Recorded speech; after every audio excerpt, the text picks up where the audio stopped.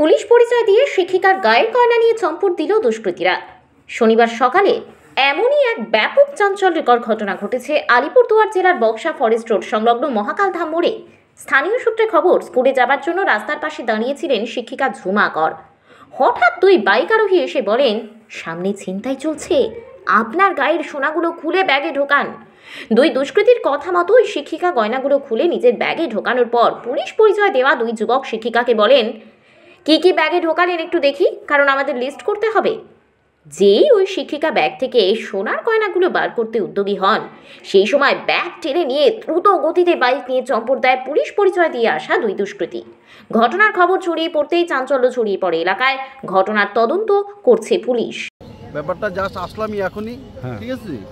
এই যে শুনলাম আমাদের ম্যাডাম আর কি, ঠিক আছে, কোন স্কুলে যাই না, ঠিক আছে, স্কুলে ওনাকে দুটো ছেলে আসছে, বাইকের থেকে এসে নেমে বললো যে আপনাকে মিশে করতে হবে। আই কার্ড দেখানোর পরে বললো যে পুলিশের লোক, ঠিক আছে। তো উনি বাধ্য হয়ে তখন